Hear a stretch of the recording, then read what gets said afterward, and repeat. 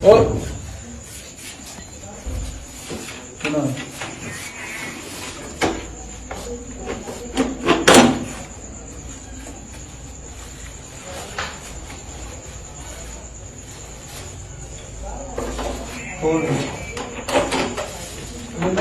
چھاڑ دے بعد میں مل نہیں بعد میں مل لیں آپ رات کی کھول کھڑا ہو پورے بارہ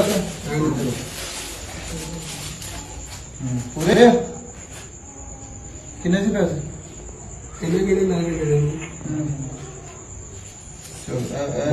بابو صاحب مدافع نہ کریں.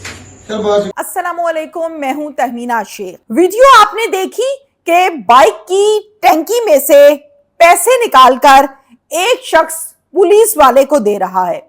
یہ دیکھ کر سب سے پہلے ذہن میں یہ بات آتی ہے کہ شاید کوئی چوری شوری کا معاملہ ہے، کوئی ڈکیتی کا معاملہ ہے، مگر معاملہ چوری اور ڈکیتی کا نہیں، معاملہ شادی اور بیاہ کا ہے. وقوع کچھ اس طرح سے ہے کہ یہ فیصل آباد کی ایک کالونی ہے جسے کہتے ہیں ڈی ٹائپ کالونی.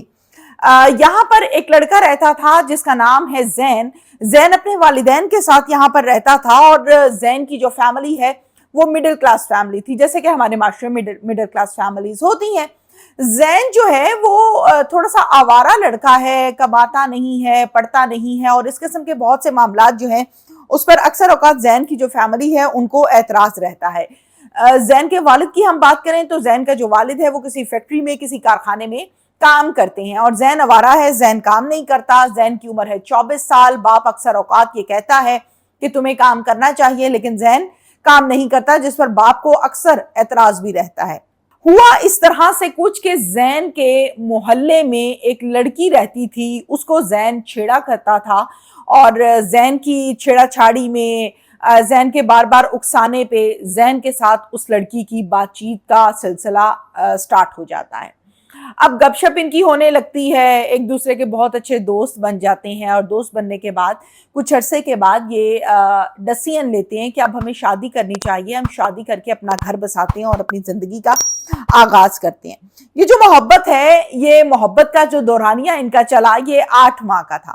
8 ماہ ان کی محبت چلتی رہی، اور 8 ماہ کے بعد انہوں نے یہ ڈسیزن لیا کہ اب ہمیں اپنے گھر والوں کو بتانا ہے اور ہم شادی کریں گے.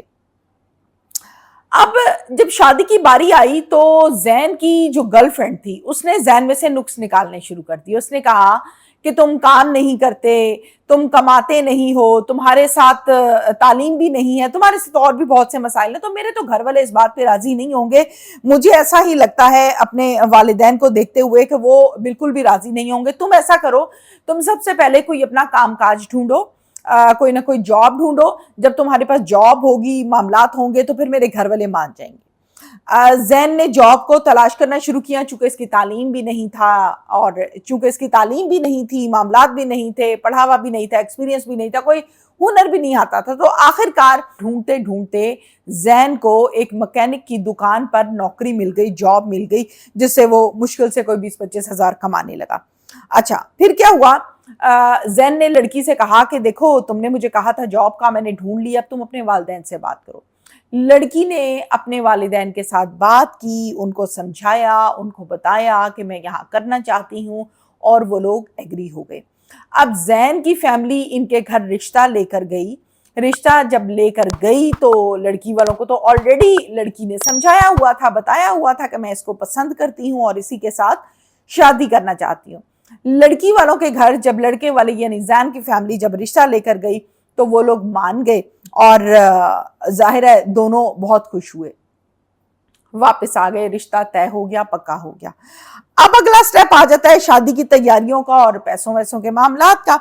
اچھا، اب ماں باپ جو ہیں واپس آ کے، زین کے جو ماں باپ ہیں انہوں نے کہا کہ زین، لڑکی والے تو مان گئے، ظاہر ہے وہ تو پہلے ہی مانے ہوئے تھے، تمہاری سیلری بہت کم ہے، اتنی سیلری میں آج کے مہنگائی کے دور میں بیوی بچوں کو پالنا بہت مشکل ہے، تو تم ایسا کرو، شادی نہ کرو. ابھی شادی تم تب کرنا جب تم سیٹلڈ ہو جاؤ، تم ابھی منگنی کر لو، ہمیں اس منگنی پر بھی کوئی اعتراض نہیں ہے.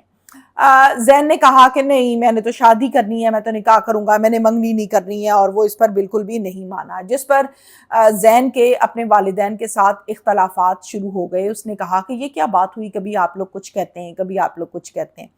ایٹ دا اینڈ ہوا کچھ اس طرح سے کہ یہ اختلافات اتنے بڑھ گئے کہ معاملات خراب ہونے لگے۔ زین کے والدین نے زین سے کہا کہ ہمارے پاس پیسے نہیں ہیں تمہاری شادی کے اوپر کم سے کم بھی اخراجات آئیں تو وہ لاکھوں میں ہوتے ہیں، تم پیسے ارینج کر لو، ہم تمہارے ساتھ چلے جائیں گے، تمہاری پسند کو نکاح کر کے گھر پہ لے آئیں گے۔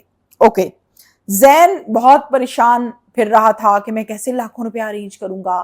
آخر کار زین کے ذہن میں ایک پلان آیا۔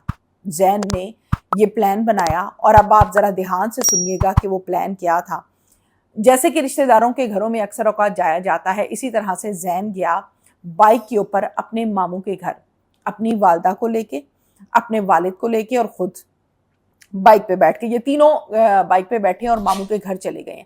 ماموں کے گھر جانے کے بعد معاملات کچھ اس طرح سے ہوئے کہ زین کی فیملی وہاں پر کافی دیر بیٹھی، اور جب واپس آئی تو واپس آ کے والدہ دیکھتی ہے کہ گھر کے تالے جو ہیں وہ تو بند ہیں، لیکن گھر کا سامان سارا بکھرا پڑا ہے، اور لاکر کو جب چیک کیا جہاں پر کچھ پیسے رکھے ہوئے تھے، جب اس کو چیک کیا گیا تو پتا چلا کہ اس کے اندر ابھی کچھ پیسے پڑے ہوئے ہیں۔ وہ بہت پریشان ہوئی، اور پریشان ہونے کے بعد 15 پر کال چلائی گئی، پولیس آئی، اور پولیس نے آ کے وقوع کو وزٹ کیا، دیکھا۔ پولیس نے یہ پوچھا زین سے کہ آپ کے گھر اندر آنے کا اور باہر جانے کے کتنے راستے ہیں؟ تو زین نے بتایا کہ ایک راستہ چھت کا ہے اور ایک راستہ یہ دروازے کا ہے۔ چھت کو جا کے چیک کیا گیا تو چھت کا جو لاک تھا، جو دروازہ تھا، وہ بالکل لگا ہوا تھا، لاک تھا، کوئی ایسا ایشو نہیں تھا کہ ڈھیلا ہے، خراب ہے، یا یہاں سے کوئی آ گیا، وہ بالکل ٹھیک تھا۔ اب آ گیا مین گیٹ، جو ایک ہی دروازہ ہے مین کے اوپر۔ زین جب آ کے اس کو چیک کیا تو پتا چلا کہ وہ دروازہ بھی ٹھیک ہے، کوئی ایسا تالا نہیں توڑا ہوا، کوئی مسئلہ مسائل نہیں ہے۔ تو پولیس نے زین سے پوچھا کہ یہ کیسے کھلتا ہے؟ یہاں کہیں چابیاں پڑی ہوں گی، دیکھو یہیں چابیاں پھینک گئے ہوں گے چور، لیکن چابیاں بھی نہیں تھی۔ تو زین نے ہلکا سا دروازے کو بند کیا اور کھولا، جس سے آئیڈیا ہو گیا۔ زین نے بتایا کہ ہلکا سا دروازے کو پش کرو فنگر کے ساتھ تو یہ دروازہ کھل جاتا ہے۔ اب جب زین نے یہ حرکت کر کے دکھائی پولیس کو ہو گیا مزید شک اسی کے اوپر، اور یہ کہا کہ انہوں نے ہی ذہن میں پولیس کے آیا کہ اسی نے یہ کام ڈالا ہے جو ہمیں طریقہ کار بھی سارے کا سارا بتا رہا ہے۔ اچھا، جب یہ زین کے فیس ایکسپریشنز چینج ہو گئے، پولیس والے نے فوراً زین کے سینے پہ رکھا ہاتھ اور اس کی دھڑکن چیک کی، جو کہ بہت تیز دھڑک رہی تھی، بہت تیزی سے اس کی دھڑکن چل رہی تھی۔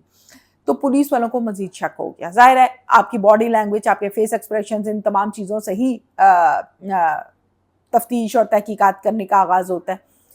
تو جب زین کو کہا کہ یار تم سیدھی طرح بتا دو، ہمیں سمجھ ساری آ گئی ہے کہ یہ گیم ساری کی ساری تم نے ڈالی ہے، بہتری یہی ہوگی، نہیں تو پولیس جب منواتی ہے تو پھر پولیس تو منوا ہی لے گی۔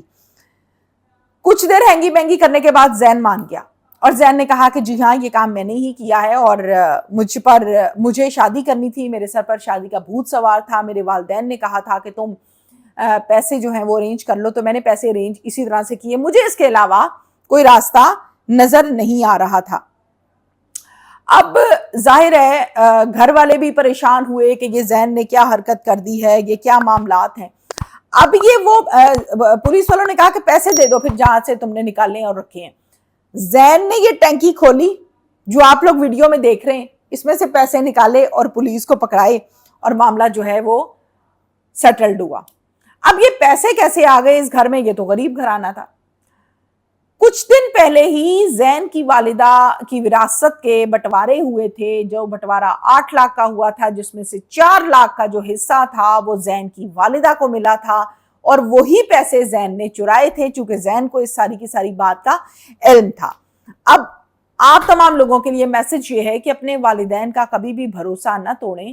اکثر اوقات ہم یہ دیکھتے ہیں کہ والدین کے ساتھ جو لوگ سمارٹ پلینگ کرتے ہیں، سمارٹ گیم لگاتے ہیں، تو وہ تمام لوگ ہمیشہ کبھی نہ کبھی کہیں نہ کہیں جا کے پکڑے ضرور جاتے ہیں، اور حرام سے اکٹھا کیا ہوا پیسہ کبھی ٹکتا نہیں ہے۔ Thank you.